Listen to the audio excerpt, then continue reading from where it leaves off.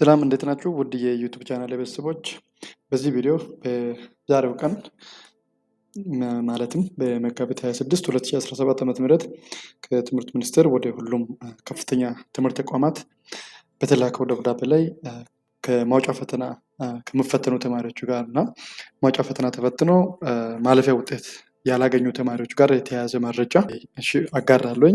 ቪዲዮውን እስከ መጨረሻ እንድትከታተሉ በውስጡ ያለውን ዲቴይል መረጃዎቹን ከቪዲዮ ውስጥ እንድታገኙ እና ለጓደኞቻችሁም ይህን መረጃ እንድታጋሩኝ እላለሁኝ። አሁን ቀጥታ ወደ መረጃው ገባለሁኝ። በትምህርት ሚኒስቴር የተጻፈ ደብዳቤ ነው። የደብዳቤውን ይዘት በሙሉ አነባለሁኝ። ቀን መጋቢት 26 2017 ነው። ለሁሉም ከፍተኛ ትምህርት ተቋማት ባሉበት ይላል። ጉዳዩ የከፍተኛ ትምህርት ማውጫ ፈተና ያላለፉ ተማሪዎችን መረጃ አሰጣጥ ይመለከታል ይላል። ጉዳዩ ላይ ትምህርት ሚኒስቴር በከፍተኛ ትምህርት አዋጅ ቁጥር 1152/2011 አንቀጽ 86 ንዑስ አንቀጽ 5 በተሰጠው ስልጣን መሰረት አገራዊ ዝቅተኛ የትምህርት ብቃት መመዘኛዎቹን የሙያ ስነ ምግባር ደንቦችን እና ተቋማት ሊከተሏቸው የሚገቡ የአሰራር ስርዓትን እንደሚያወጣ ይደነግጋል ይላል።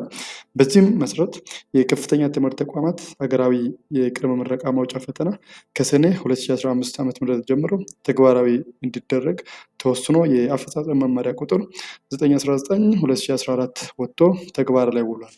በዚህ መመሪያ አንቀጽ 12 ንዑስ አንቀጽ 12.3 ላይ የማውጫ ፈተና ውጤት በተማሪዎች ሰርቲፊኬት ማለትም ቴምፖራሪ ዲግሪ ወይም ትራንስክሪፕት ላይ አልፏል ወይም ፓስ ወይም ወድቋል ወይም ፌል በሚል እንዲቀመጥና ከዚህ ደብዳቤ ጋር አባሪ በተደረገው ሰርቲፊኬት ፎርማት መሰረት እንዲፈጸም እናሳውቃለን ይላል። ይሄ የደብዳቤው ይዘት ይሄ ነው። በዚህም እንዴት ምን አይነት ቴምፖራሪ እንዴት እንደሚዘጋጅ የተቀመጠ ፎርማት አለ። ይሄ ፎርማት እንግዲህ የዩኒቨርሲቲ ሎጎ የሚቀመጥበት በአማርኛም በእንግሊዝኛም የተቀመጠ ፎርማት አለ። በዚህ ፎርማት መሰረት ያው የሚዘጋጅ ይሆናል ማለት ነው። እዚህ ጋር ልዩነቱ ምንድነው? ትምህርት ተቋማት ዩኒቨርሲቲዎች በዚህ ፎርማት እንግዲህ ማውጫ ፈተና የተጀመረው ከ2015 ጀምሮ ነው። እስካሁን ድረስ 2015 ላይ 1፣ 2016 ላይ 2፣ 2017 ላይ 1 በአጠቃላይ 4 ማውጫ ፈተና መፈተናቸው ይታወቃል። 4 ማውጫ ፈተና ተፈትኖ ያለፉ ተማሪዎች ፓስ የሚል ቴምፖራሪ ዶክመንት አግኝተዋል። ያላለፉ ደግሞ በዚህ መመሪያ መሰረት ወር በዚህ ደብዳቤ መሰረት ማውጫ ፈተና እስከሚያልፉ ድረስ ዲግሪያቸውን ማግኘት እንደሚችሉ እና ልዩነቱ ምንድነው?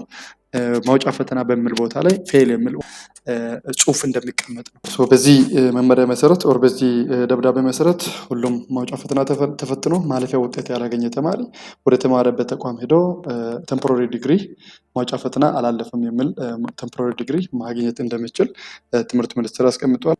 ቪዲዮውን እስከ መጨረሻው ስለተከታተላችሁ አመሰግናለሁ። ቴንኪው